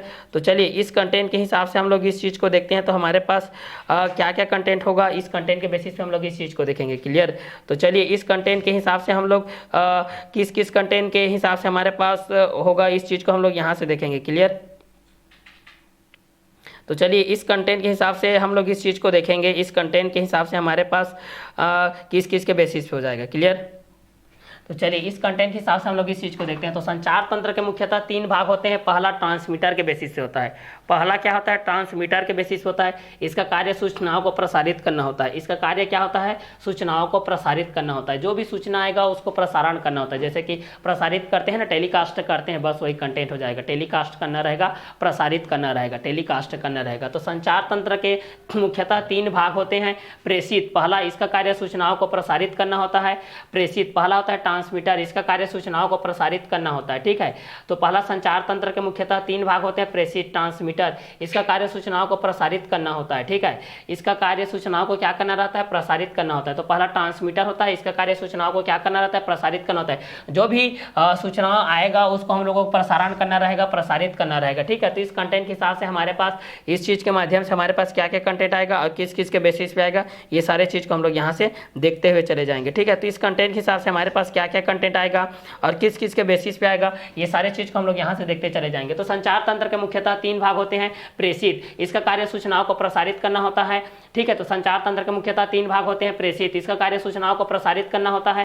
ठीक है। तो संचार तंत्र के मुख्यतः 3 भाग होते हैं। संचार तंत्र के अवयव में एलिमेंट्स ऑफ को कम्युनिकेशन सिस्टम के अंतर्गत संचार तंत्र के मुख्यतः 3 भाग होते हैं। प्रेषित, इसका कार्य सूचनाओं को प्रसारित करना होता है। दूसरा होता है हमारे पास संचार चैनल। दूसरा जो कंटेंट होता है हमारे पास क्या होता है? वो होता है आपके पास संचार चैनल होता है, को कम्युनिकेशन चैनल। दूसरा क्या होता है हमारे पास? को कम्युनिकेशन चैनल होता है। इसका कार्य प्रेषित, इसका कार्य प्रेषित और अभिग्राही के बीच, इसका कार्य प्रेषित और अभिग्राही के बीच मार्ग उपलब्ध कराना होता है। इसका कार्य इसका कार्य क्या होता है?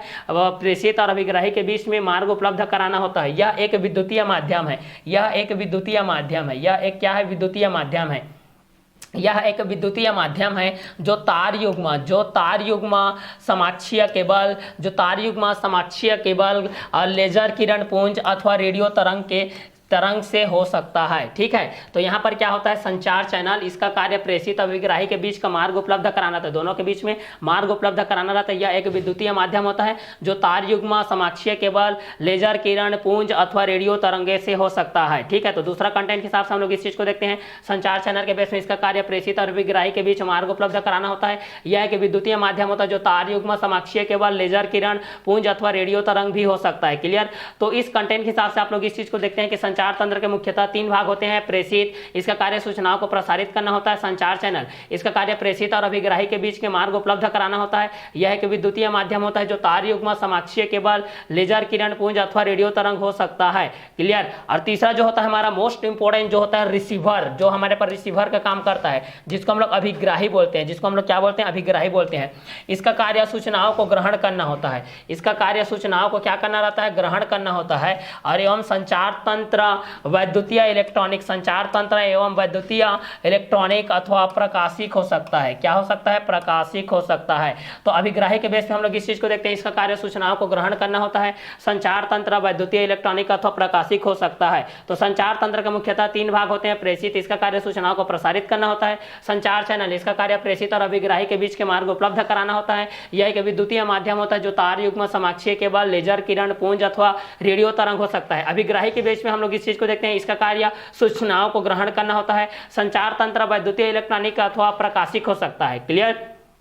तो संचार तंत्र के मुख्यतः 3 भाग होते हैं। प्रेषित के बेस से जब हम लोग इस चीज को देखते हैं तो ट्रांसमीटर के बेसिस में देखते हैं तो इसका कार्य सूचनाओं को प्रसारित करना होता है। संचार चैनल के बेस में देखते हैं तो इसका कार्य प्रेषित और अभिग्राही के बीच का मार्ग उपलब्ध कराना होता है। और यह एक वैद्युतीय माध्यम होता है जो तार युग्म समाक्षीय केबल लेजर किरण पुंज अथवा रेडियो तरंगों के बेस में हो सकता है।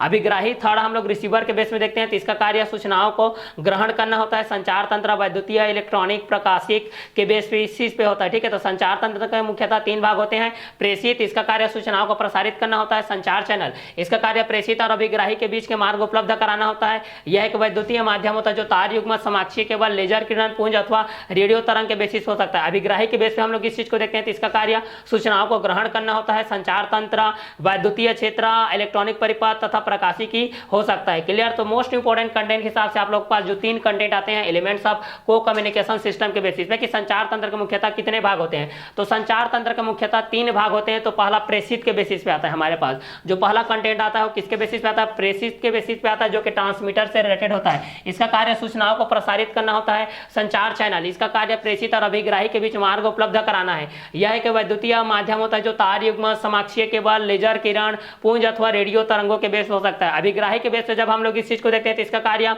सूचनाओं को ग्रहण करना होता है। संचार तंत्र के बेस पे होता है, वैद्युतीय क्षेत्र के बेस होता है, इलेक्ट्रॉनिक परिपथ के बेस होता है और प्रकाशिकी के बेस हो सकता है। तो संचार तंत्र के मुख्यतः 3 भाग होते हैं। प्रेषित, इसका कार्य सूचनाओं को प्रसारित करना होता है। दूसरा होता है संचार चैनल, इसका कार्य प्रेषित और अभिग्राही के बीच के मार्ग उपलब्ध कराना होता है। यह एक वैद्युतीय माध्यम होता है जो तार युग्म, समाक्षीय केबल, लेजर किरण, पुंज अथवा रेडियो तरंगों के बेस हो सकता है। अभिग्राही के माध्यम से जब हम लोग इस चीज को देखते हैं तो इसका कार्य सूचनाओं को ग्रहण करना होता है। संचार तंत्र, वैद्युतीय क्षेत्र, इलेक्ट्रॉनिक परिपथ अथवा प्रकाशिकी के बेस हो सकता है। ठीक है, तो संचार तंत्र के मुख्यतः 3 भाग होते हैं। आप लोग पूछा जाएगा कि संचार तंत्र के कितने भाग होते हैं, तो संचार तंत्र के मुख्यतः 3 भाग होते हैं। पहला जो होता है आप लोग वह प्रेषित के बेस पे होता है, जिसका कार्य सूचनाओं को प्रसारित करना होता है।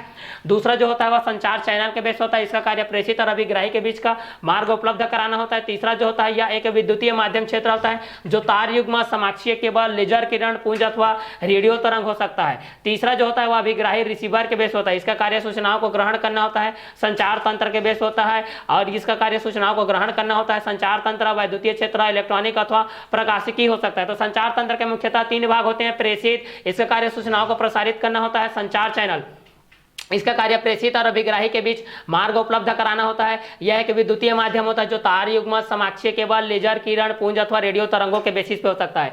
दूसरा अभिग्राही के बेस पे जब हम लोग इस चीज को देखते हैं रिसीवर कंटेंट के हिसाब से, तो इसका कार्य सूचनाओं को ग्रहण करना होता है तथा संचार तंत्र को वैद्युतीय क्षेत्र के रूप में अभिग्रहण करके इलेक्ट्रॉनिक परिपथ के रूप में अथवा प्रकाशिक के रूप में इसका उपयोग किया जाता है। क्लियर? तो यहाँ से संचार तंत्र के अवयव के बेस पे पूछा जाएगा, तो संचार तंत्र के 3 अवयव होते हैं। यहाँ से यह पूछा जाएगा कि भाई कि संचार तंत्र के मुख्यतः कितने भाग होते हैं, तो 3 भाग होते हैं। पहला ट्रांसमीटर होता है जिसको प्रेषित बोला जाता है। दूसरा होता है कम्युनिकेशन चैनल जिसको संचार चैनल बोला जाता है। तीसरा होता है अभिग्राही जिसको बोला जाता है रिसीवर। इसका कार्य सूचनाओं को ग्रहण करना होता है। संचार तंत्र वैद्युतीय क्षेत्र के बेस होता है जो कि इलेक्ट्रॉनिक अथवा प्रकाशिकी हो सकता है। तो संचार तंत्र के मुख्यतः 3 भाग होते हैं। पहला होता है प्रेषित के बेस, इसका कार्य सूचनाओं को प्रसारित करना होता है।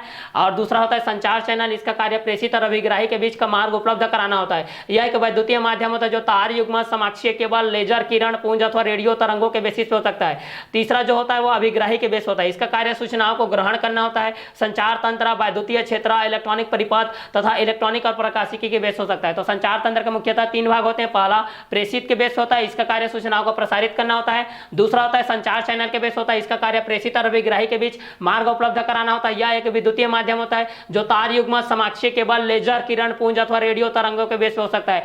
तीसरा जो कंटेंट होता है अभिग्राही के बेस होता है, इसका कार्य सूचनाओं को ग्रहण करना होता है। संचार तंत्र, वैद्युतीय क्षेत्र, इलेक्ट्रॉनिक अथवा प्रकाशिकी के बेस हो सकता है। ठीक है, तो इस कंटेंट के हिसाब से आप लोग संचार तंत्र के बारे में जान सकते हैं कि संचार तंत्र के कितने कंटेंट होते हैं, किस किस के बेसिस पे होते हैं, संचार तंत्र क्या होता है, संचार तंत्र के अवयव किस किस के बेसिस हो जाएंगे, संचार तंत्र किसके अनुसार आता है, संचार तंत्र के मुख्य अवयव कौन कौन से होते हैं। संचार तंत्र के मुख्यतः 3 अवयव होते हैं भाई। यहाँ से तो पहला अवयव क्या हो जाता है, पहला संचार तंत्र मुख्यतः 3 भाग होते हैं। पहला प्रेषित पे देखते हैं तो इसका कार्य सूचनाओं को प्रसारित करना होता है।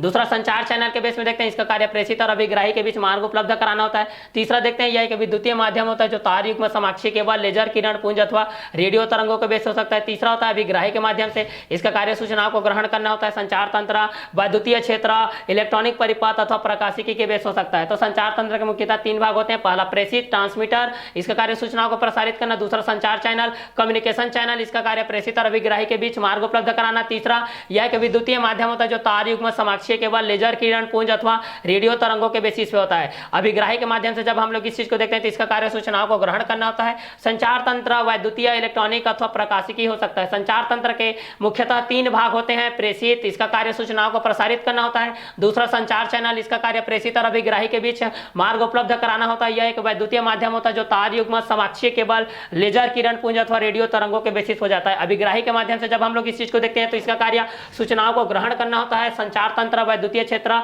इलेक्ट्रॉनिक अथवा प्रकाशिकी के बेस हो सकता है। ठीक है, तो संचार तंत्र का अवयव के बेसिस पे आप लोगों को बताया जाएगा भाई कि ये किस किस कंटेंट के अनुसार से होता है, किस किस के बेसिस हो जाएगा, ट्रांसमीटर के माध्यम से क्या क्या होता है और ये किस किस के बेस पे आएगा। इस चीज के माध्यम से हम लोग इस चीज को जान सकते हैं भाई। क्लियर? तो चलिए इस क्वेश्चन के अनुसार हम लोग इस चीज को देखते हैं। क्लियर? तो चलिए चलिए तो चलिए इस कंटेंट के हिसाब से हम लोग इस चीज को देखते हैं। क्लियर? चलिए इस क्वेश्चन के अनुसार से हमारे पास क्या क्या आ जाएगा, किस किस के बेसिस पे आ जाएगा, ये सारे चीज को हम लोग यहाँ से देखते हैं। तो संचार तंत्र के मुख्यतः 3 भाग होते हैं। प्रेषित, इसका कार्य सूचनाओं को प्रसारित करना होता है। क्लियर? चलिए तो चलिए इस कंटेंट के हिसाब से हम लोग इस चीज को देखते हैं। हमारे पास क्या क्या कंटेंट आता है, संचार तंत्र के बेस पे क्या आता है और इस कंटेंट के बेस पे हमारे पास क्या आता है। क्लियर? तो संचार तंत्र के मुख्यतः 3 भाग होते हैं। पहला प्रेषित, इसका कार्य सूचनाओं को प्रसारित करना है। संचार चैनल, इसका कार्य प्रेषित और अभिग्राही के बीच क्या क्या होता है, ये सारे चीज को हम लोग यहाँ से देखते हुए चले जाते हैं। ठीक है, चलिए तो इस कंटेंट के हिसाब से हमारे पास क्या क्या हो जाएगा और किस किस के बेसिस हो जाएगा, ये सारे चीज को हम लोग देखते हैं। तो जब भी संचार की बात आती है, मतलब यहाँ पर ट्रांसमीटर का होना बहुत ही जरूरी होता है, क्योंकि ट्रांसमीटर के बिना तो ये संभव ही नहीं हो जाएगा। और दूसरा, कम्युनिकेशन चैनल के बिना इसका कोई लॉजिकल चीज नहीं उपलब्ध होगा। ठीक है, तीसरा होता है रिसीवर। ठीक है, तीसरा क्या होता है आपके पास, रिसीवर होता है। तीसरा आपके पास क्या होता है भाई, तो तीसरा होता है आपके पास रिसीवर के माध्यम से होता है। ठीक है, तो जो तीसरा होता है वो आपका होता है रिसीवर के माध्यम से। तीसरा जो होता है आपके पास किस माध्यम से होता है, तो वो तीसरा आप लोगों का रिसीवर के माध्यम से होता है। तो इस कंटेंट के हिसाब से भी आप लोग इस चीज को जान सकते हैं भाई कि ये किस कंटेंट के हिसाब से आएगा, किस किस के बेसिस पे आएगा, ये सारे चीज को आप लोग यहाँ से जान सकते हैं। क्लियर? तो इस कंटेंट के हिसाब से हम लोग इस चीज को देखते हैं कि हमारे पास क्या क्या कंटेंट आएगा और किस किस के बेसिस पे आएगा, ये सारे चीज को हम लोग यहाँ से जान सकते हैं भाई। तो संचार तंत्र के मुख्यतः 3 भाग होते हैं। पहला प्रेषित, ट्रांसमीटर, दूसरा संचार चैनल, कम्युनिकेशन चैनल, तीसरा होता है रिसीवर, अभिग्राही होता है। इसका कार्य सूचनाओं को ग्रहण करना होता है। संचार तंत्र वैद्युतीय, इलेक्ट्रॉनिक अथवा प्रकाशिकी हो सकता है। तो संचार तंत्र के मुख्यतः 3 भाग होते हैं। प्रेषित, ट्रांसमीटर के बेस पे इसका कार्य सूचनाओं को प्रसारित करना होता है। दूसरा संचार चैनल, इसका कार्य प्रेषित और अभिग्राही के बीच मार्ग उपलब्ध कराना होता है। यह एक विद्युतीय माध्यम है जो तार युग्म, समाक्षीय केबल, लेजर किरण पुंज अथवा रेडियो तरंग हो सकता है। अभिग्राही, रिसीवर, इसका कार्य सूचनाओं को ग्रहण करना होता है। संचार तंत्र वैद्युतीय, इलेक्ट्रॉनिक अथवा प्रकाशिकी हो सकता है। संचार तंत्र के मुख्यतः 3 भाग होते हैं। प्रेषित, इसका कार्य सूचनाओं को प्रसारित करना है। संचार चैनल, इसका कार्य प्रेषित और अभिग्राही के बीच के मार्ग उपलब्ध कराना है। यह एक विद्युतीय माध्यम होता है जो तार युग्म, समाक्षीय केबल, लेजर किरण पुंज अथवा रेडियो तरंगों के माध्यम से हो सकता है। इसका कार्य सूचनाओं को ग्रहण करना होता है। संचार तंत्र वैद्युतीय, इलेक्ट्रॉनिक परिपथ के बेस पे हमारे पास क्या क्या कंटेंट आएगा, ये सारे चीज को भी हम लोग यहाँ से क्या कर सकते हैं, जान सकते हैं भाई। ये किस किस कंटेंट के हिसाब से हो जाएगा और किस किस के बेसिस पे हो जाएगा, ये सारे चीज को हम लोग यहाँ से क्या कर सकते हैं, जान सकते हैं। तो संचार तंत्र के मुख्यतः 3 भाग होते हैं। पहला क्या होता है, ट्रांसमीटर के बेस होता है। दूसरा होता है आप लोग का संचार चैनल के बेस होता है। ठीक है, तो दूसरा संचार चैनल के बेसिस पे जो हो जाएगा, इस कंटेंट के हिसाब से हमारे पास क्या क्या चीज आएगा, ये किस किस के बेसिस पे होगा, ये सारे चीज को हम लोग क्या कर सकते हैं, यहाँ से जान सकते हैं भाई। ठीक है, तो इस कंटेंट के हिसाब से आप लोग इस चीज को आगे जान सकते हैं कि ये किस किस के बेसिस पे हो जाएगा और किस किस कंटेंट के हिसाब से होते जाएगा। क्लियर? तो सारे चीज को अगर आप लोग यहाँ से सॉल्व करेंगे तो यहाँ पर संचार के माध्यम के बेस पे हमारे पास जो जो चीज आएगा वो किस किस के बेसिस के अनुसार हो जाएगा और किस किस कंटेंट के हिसाब से हो जाएगा, ये सारे चीज को जानना भी बहुत जरूरी होता है। तो पहला ट्रांसमीटर के माध्यम से जानते हैं, फिर दूसरा हम लोग कम्युनिकेशन चैनल के माध्यम से जानेंगे, फिर तीसरा हम लोग रिसीवर के माध्यम से जानेंगे। तीसरा हम लोग किसके माध्यम से जानेंगे, रिसीवर के माध्यम से जानेंगे कि ये किस किस कंटेंट के हिसाब से होगा भाई और किस किस के बेसिस पे होगा, ये सारे चीज को हम लोग यहाँ से जानेंगे। क्लियर? तो चलिए इस कंटेंट के हिसाब से जब हम लोग इस चीज को देखेंगे तो ये कंटेंट के हिसाब से हमारे पास क्या क्या कंटेंट के हिसाब से आएगा और किस किस के बेसिस के अनुसार आएगा, ये सारे चीज को हम लोग यहाँ से देखते हुए चले जाते हैं। तो संचार तंत्र के अनुसार जब भी हम लोग ये चीज को देखते हैं, ये आप लोग संचार का माध्यम के बेस से हमारे पास जो आता है, ये संचार के माध्यम में जो हमारे पास चलचित्र के माध्यम से आता है भाई, जो हमारे पास किसके माध्यम से आता है, चलचित्र के माध्यम से आता है। वो चलचित्र के माध्यम से किस किस के बेसिस में आता है, या तो टीवी के माध्यम से आ रहा है भाई, मोबाइल के रूप में आ रहा है भाई, कि संचार के और कई साधन है इस कंटेंट के हिसाब से आ रहा है। तो ये सारे चीज को भी हम लोग यहाँ से जान सकते हैं। क्लियर? तो संचार तंत्र के मुख्यतः 3 भाग होते हैं। प्रेषित, ट्रांसमीटर के बेस पे। प्रेषित होता है किसके बेस पे, ट्रांसमीटर के बेस हो जाएगा, और दूसरा जो कंटेंट है वो किसके बेस पे है, दूसरा जो है कम्युनिकेशन चैनल के बेस पे। दूसरा जो है वो किसके बेस पे है, कम्युनिकेशन चैनल के बेस पे है। दूसरा जो है वो किसके बेस पे है भाई, कम्युनिकेशन चैनल के बेस पे है, कम्युनिकेशन चैनल के बेस पे। तो कम्युनिकेशन चैनल के बेस पे भी हमारे पास क्या क्या कंटेंट आएगा, इस चीज को भी हम लोग यहाँ से जान सकते हैं। संचार के क्षेत्र में जो यहाँ पर आप लोगों का मोबाइल तकनीकी का क्या क्या योगदान है, ये सारे चीज को हम लोग यहाँ से देखेंगे भाई। मोबाइल तकनीकी के बेस पे इसका क्या क्या यूजेस होते हैं, और यहाँ पर पर हमारे पास जो क्रांति के बेस पे हमारे पास जो यहाँ पर आए हैं कि मोबाइल के तकनीकी के बेस पे हमारे पास क्या क्या कंटेंट आते हैं, ये सारे चीज़ का हम लोग यहाँ पर एनालिसिस करने वाले हैं। क्लियर। तो मोबाइल तकनीकी के बेस पे जब आप लोग इस चीज़ को देखेंगे कि प्रेषित के माध्यम से, तो इनका जो सूचनाओं के माध्यम से आता है भाई, तो सूचना एक माध्यम से दूसरे माध्यम की तरफ किस तरीके से पहुंचता है, इस चीज़ को भी जानकारी होना अत्यंत आवश्यक होता है। ठीक है, कि यह एनालॉग के बेस पे पहुंच रहा है कि डिजिटल के बेस पे, एनालॉग डिजिटल के बेस पे, दो आप लोग जो पढ़ते हैं ना, तो ये दो कंटेंट के हिसाब से किस किस तरीके से पहुंचता है, ये कंटेंट के हिसाब से हम लोग इस चीज़ को क्या करते जाएंगे, देखते चले जाएंगे भाई, कि ये किस किस के हिसाब से होते जाएगा और किस किस के बेसिस पे होते जाएगा। ये सारे चीज़ को हम लोग यहाँ से क्लियर करेंगे कि ये किस किस के बेसिस होता है और किस किस कंटेंट के अकॉर्डिंग होते जाता है। ये सारे चीज़ आप लोगों के पास ही आ जाएगा ये। क्लियर। तो जिस तरीके से हम लोग ये चीज़ यूज करते थे कि भाई कि संचार तकनीकी के बेस पे, किसके बेस पे, संचार तकनीकी के बेस पे, किसके बेस पे यूज करते थे भाई, संचार तकनीकी के बेस पे हम लोग जो यूज करते थे, संचार तकनीकी के बेस पे हमारे पास क्या क्या कंटेंट होता था, किस किस के बेसिस पे होता था, ये सारे चीज़ को हम लोग यहाँ से देखते हैं। क्लियर। तो इस कंटेंट के हिसाब से हम लोग इस चीज़ को देखेंगे तो हमारे पास क्या क्या कंटेंट आएगा और किस किस के बेसिस पे आएगा, ये सारे चीज़ को हम लोग यहाँ से क्या कर सकते हैं, जान सकते हैं। क्लियर। तो चलिए इस कंटेंट के हिसाब से हम लोग इस चीज़ को जानेंगे तो हमारे पास क्या क्या कंटेंट आएगा और किस किस के बेसिस पे आएगा, ये सारे चीज़ को हम लोग यहाँ से जान सकते हैं। तो पहला होता है ट्रांसमीटर। इसका कार्य सूचनाओं को प्रसारित करना होता है। इसका कार्य क्या होता है, सूचनाओं को क्या करना होता है, प्रसारित करना होता है। इसका कार्य क्या होता है, सूचनाओं को क्या करना रहता है, प्रसारित करना रहता है। तो सूचना के माध्यम से भी आप लोग इस चीज़ को क्या कर सकते हैं, प्रसारित के माध्यम से भी आप लोग इस चीज़ को जान सकते हैं भाई। ठीक है, कि ये किस किस के कंटेंट के हिसाब से हो जाएगा, किसके बेसिस पे हो जाएगा, ये चीज़ को हम लोग यहाँ से क्या कर सकते हैं, जान सकते हैं कि यह रेडियोलॉजी के बेस पे होता है कि यह किसके बेस पे होता है। क्लियर। तो इस कंटेंट के हिसाब से भी हम लोग इस चीज़ को जान सकते हैं कि किस किस के बेसिस पे होते जाएगा और किस किस कंटेंट के अनुसार होते जाएगा। क्लियर। तो चलिए इस कंटेंट के हिसाब से हम लोग ये सारे चीज़ को क्या करते हैं, सॉल्व करते चले जाते हैं। तो प्रेषित ट्रांसमीटर, इसका कार्य सूचनाओं को प्रसारित करना है। दूसरा संचार चैनल, इसका कार्य प्रेषित और अभिग्राही के बीच के मार्ग उपलब्ध कराना है भाई। क्या कराना है, इसके बीच का मार्ग को क्या कराना है भाई, उपलब्ध कराना है। तो इसके बीच का मार्ग क्या है, इस मार्ग को आप लोग उपलब्ध करा लीजिए। फिर उसके बाद संचार के माध्यम के बेस हम लोग इसके पास क्या क्या चीज़ हो जाएगा, ये सारे चीज़ को भी हम लोग यहाँ से क्या कर सकते हैं, जान सकते हैं। ठीक है। तो इस कंटेंट के हिसाब से जो आपके पास आता है वो किस किस के बेसिस पे आएगा और किस किस कंटेंट के अकॉर्डिंग में आएगा, ये सारे चीज़ को भी हम लोग यहाँ से क्या कर सकते हैं, जान सकते हैं भाई कि ये किसके कंटेंट के अनुसार से आएगा और किस बेसिस पे आएगा, ये किसके अनुसार आएगा, ये सारे चीज़ को भी हम लोग यहाँ से क्या कर सकते हैं, जान सकते हैं भाई।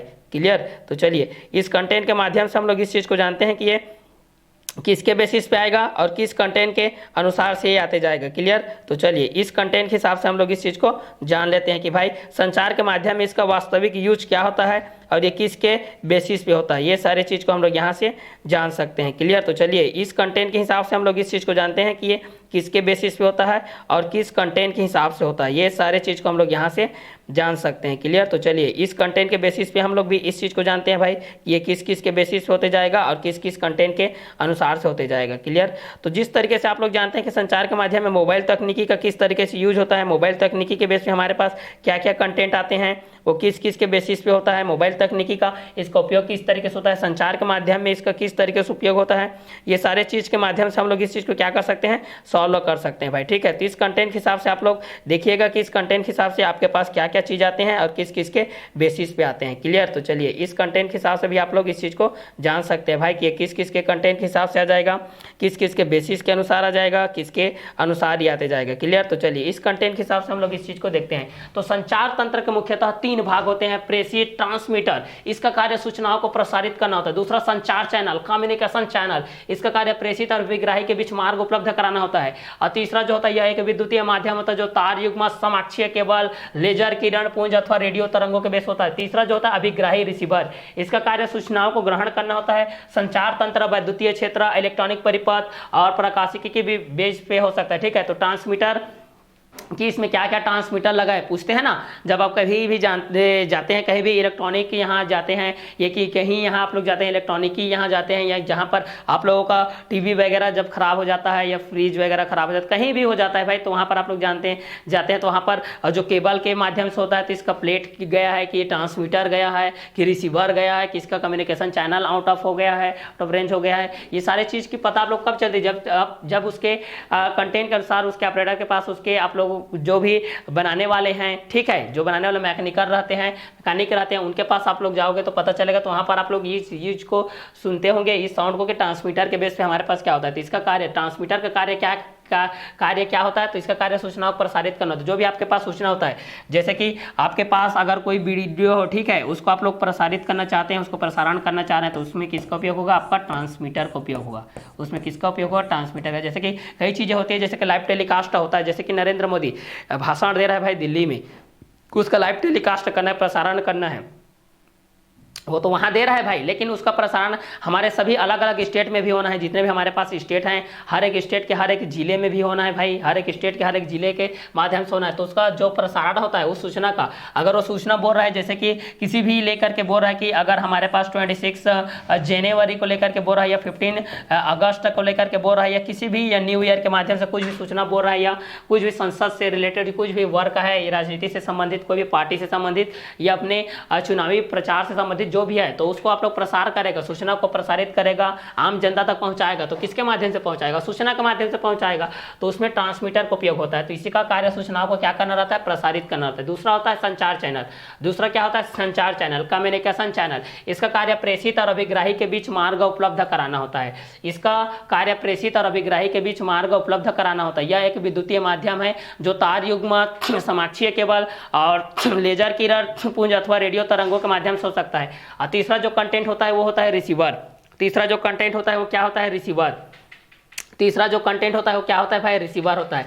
इसका कार्य सूचनाओं को ग्रहण करना होता है। संचार तंत्र, वैद्युतीय क्षेत्र, इलेक्ट्रॉनिक अथवा प्रकाशिकी हो सकता है। संचार तंत्र के मुख्यतः 3 भाग होते हैं। पहला प्रेषित होता है, ट्रांसमीटर के बेस पे होता है, इसका कार्य सूचनाओं को प्रसारित करना होता है। दूसरा होता है संचार चैनल, इसका कार्य प्रेषित और अभिग्राही के बीच मार्ग उपलब्ध कराना होता है। तीसरा होता है यह एक विद्युतीय माध्यम होता है जो तार युग्म, समाक्षीय केबल, लेजर किरण पुंज अथवा रेडियो तरंगों के माध्यम से हो सकता है। और जो तीसरा होता है वह रिसीवर होता है, इसका कार्य सूचनाओं को ग्रहण करना होता है। संचार तंत्र, वैद्युतीय क्षेत्र, इलेक्ट्रॉनिक अथवा प्रकाशिकी के बेस हो सकता है। तो संचार तंत्र के मुख्यतः 3 भाग होते हैं। इसका कार्य सूचनाओं को प्रसारित करना होता है। दूसरा होता है कम्युनिकेशन चैनल, इसका कार्य प्रेषित और अभिग्राही के बीच में मार्ग उपलब्ध कराना होता है। यह एक विद्युतीय माध्यम होता है जो तार युग्म, समाक्षीय केबल, लेजर किरण पुंज अथवा रेडियो तरंगों के बेसिस हो सकता है। ठीक है, तो इसका कार्य सूचनाओं को क्या करना रहता है, ग्रहण करना रहता है। ठीक है, तो संचार तंत्र, वैद्युतीय क्षेत्र, इलेक्ट्रॉनिक परिपथ और प्रकाशिकी के बेस हो सकता है। तो एग्जाम में यह आता है कि संचार तंत्र के कितने अवयव होते हैं, सभी अवयव को सविस्तार करके लिखिए या संक्षेप में उन पर टिप पढ़ी लिखिए। तो आप लोग पहला लिखोगे कि संचार तंत्र के मुख्यतः 3 भाग होते हैं। पहला प्रेषित, ट्रांसमीटर,